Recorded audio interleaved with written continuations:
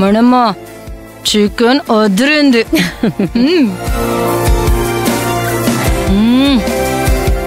అమ్మాయి సిరి వంటలు అదుర్స్.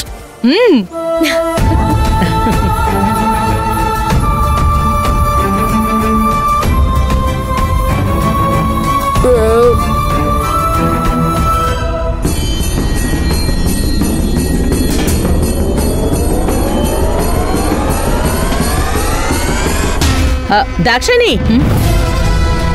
ఆ పని నువ్వెందుకు చేస్తున్నావు? వడ్డించిన వాళ్ళే తీస్తారు.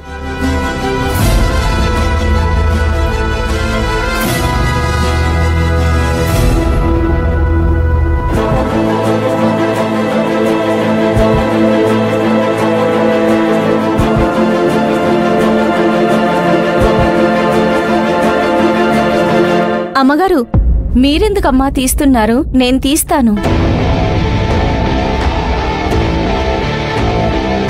క్షమించండమ్మా, కాస్త లేట్ అయింది. సర్లే.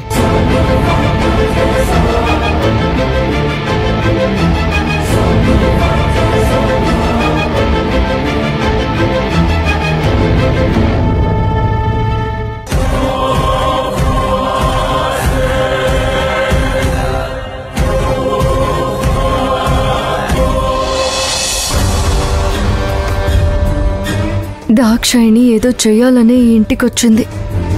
తన చూపులు నాకు క్లియర్గా అర్థమవుతున్నాయి.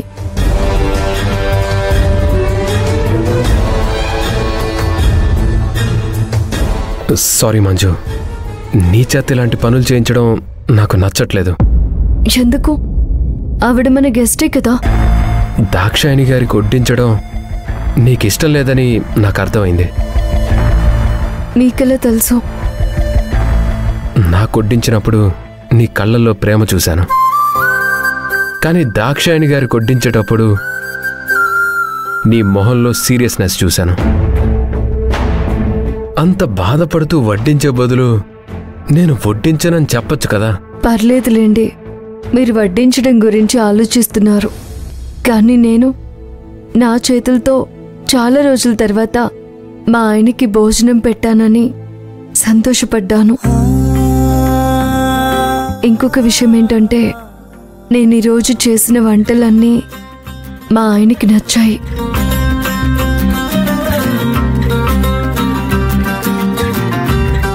నువ్వెక్కడే ఉండు, నేను ఇప్పుడే వస్తాను.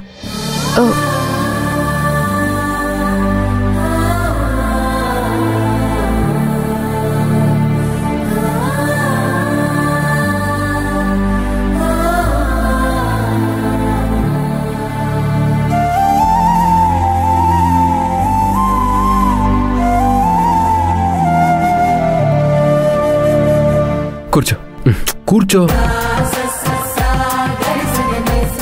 మీ ఆయనకు నువ్వు పెట్టి ఆయన తింటుంటే సంతోషించావు, మరి నా భార్య తింటుంటే కూడా చూసి నేను సంతోషించాలి కదా. అయ్యో వద్దండి. లేదు లేదు, నువ్వు తినాల్సిందే. అయితే అక్కడ పెట్టండి, నేను తర్వాత తింటాను. లేదు, నా ముందు తినాల్సిందే. అయ్యో నేను తింటానులేండి, మీరు వెళ్ళండి. నువ్వు ఇలా చెప్తే వినవులే. వద్దండి, ఎవరైనా చూస్తే బాగుండదు. ముందు నువ్వు తిను, అప్పుడే వెళ్తాను.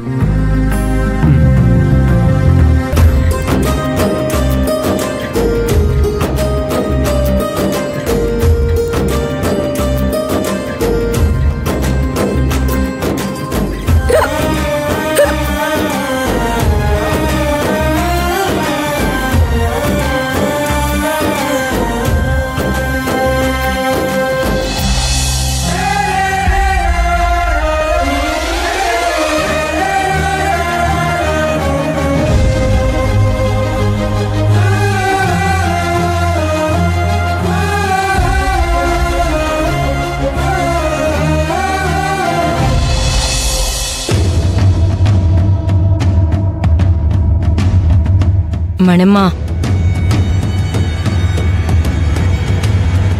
తీసుకోండి. ఆహా, కడుపు నిండా తిన్నాక ఇదొక్కటి పడితే ఆ మజానే వేరు.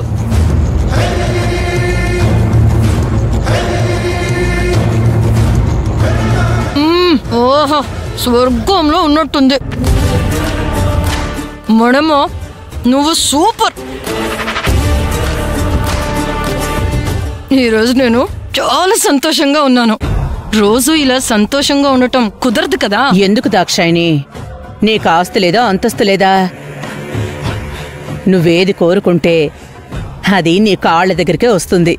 అవన్నీ వస్తాయి మనమ్మా, కానీ ఇలాంటి కోడలు రాదు కదా.